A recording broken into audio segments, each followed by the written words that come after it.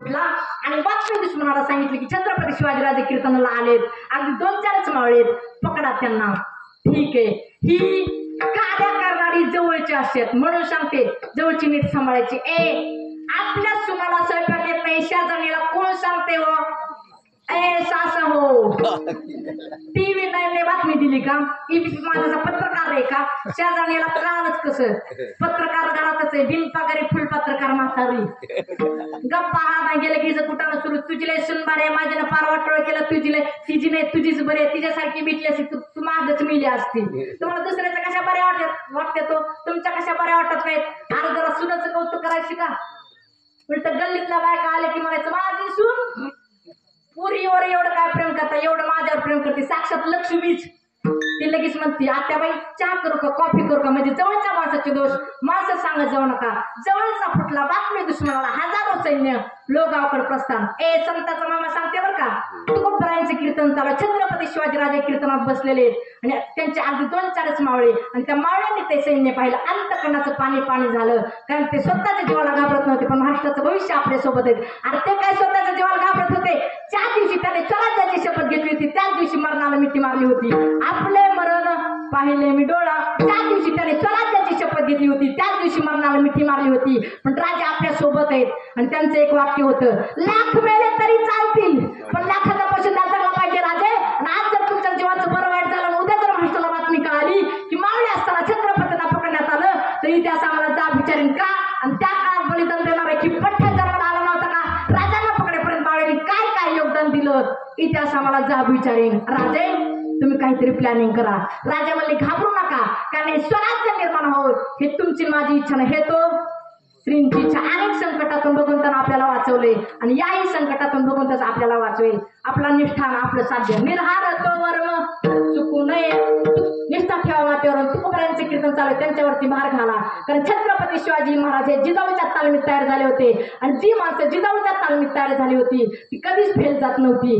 2च राजे घडवले, एकानं शिकवलं जगावं कसं, दुसऱ्याने शिकवलं मरावं कसं. छत्रपती शिवाजी महाराज आणि धर्मवीर छत्रपती संभाजी महाराज. मग राजे कसे घडले? माझी जाऊने दिया हमें सुंदर शिवाजी राजा, माझी जाऊने दिया हमें सुंदर शिवाजी राजा, माझी जाऊने दिया हमें सुंदर शिवाजी राजा, माझी जाऊने दिया हमें सुंदर शिवाजी राजा.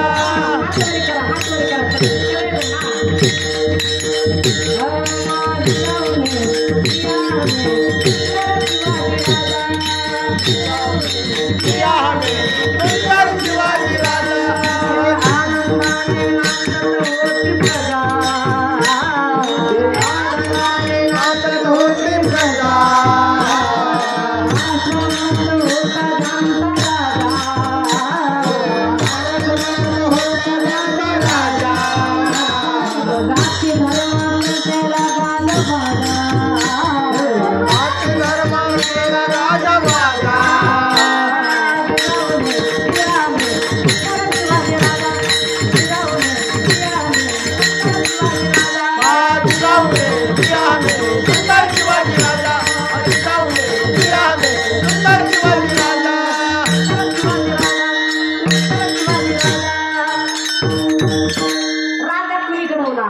जिजाऊ मातेनं म्हणून सांगणे महिला मंडळ, मुलं घडवण्याची जबाबदारी तुमच्यावर आहे. मुलांना चांगले संस्कार करा.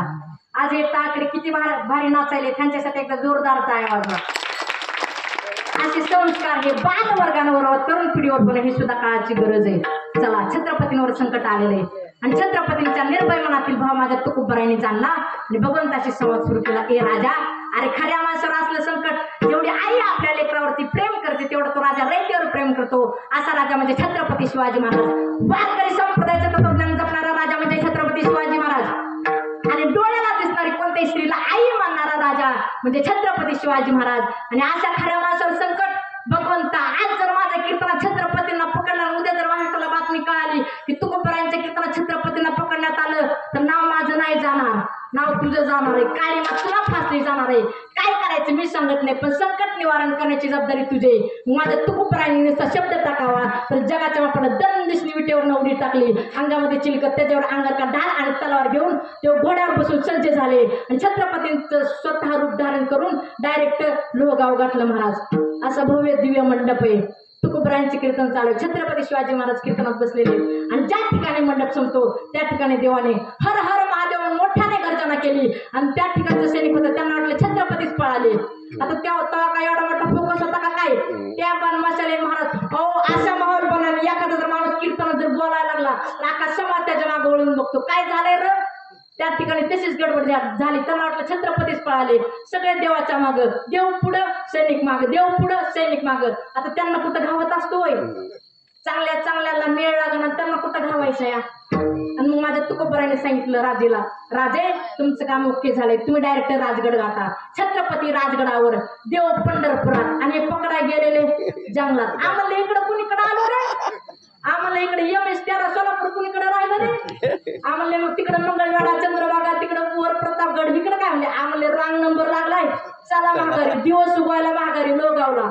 तुकोबरायांचा काकडा चालू होता, उठा जागे फारे. आता दृष्टांत संपला, सिद्धांत असा की तुकोबरायांचे कीर्तन चालू. छत्रपती शिवाजीराजे कीर्तनाला आले. छत्रपतींवरचं संकट निवारण करण्यासाठी माझ्या तुकोबरायांनी नुसता शब्द टाकला तर जगाच्या बापाला सुद्धा छत्रपतीचं रूप धारण करावं लागलं. असा समजाचा महिमा वजनदार आहे. काय महिमा ऐका. तीर्थे पर्व काळ आवगी पाया पे सकळ जगाला पवित्र करतात त्यांना तीर्थ म्हणतात. आणि तीर्थांना पवित्रता येण्यासाठी तीर्थे तया ठाया येथे पुनीत भावया शंकर सांगे ऋषी जवळी सकळ तीर्थे मतदान काळी येथे पुंडलिका जवळी करीती अंगोळी वंदिती चरण. सगळी तीर्थे संतांच्या चरणावरती नतमस्तक होत असतात, लोटांगण करीत असतात. संत दर्शनी हा लाभ पद्मनाभ जोडीला किंवा श्री संतांची माथाच्या नावरी साष्टांग हे करी दंडवत. या अभंगातून या चरणातून तुकोबराय संत संगतीचं महत्व सांगतात. म्हणून तरुण पोरासनी सांगणे, संगत चांगलेच करा, कष्ट करा, नीती ठेवा, नम्रता ठेवा, स्वाभिमान ठेवा, कष्ट करा.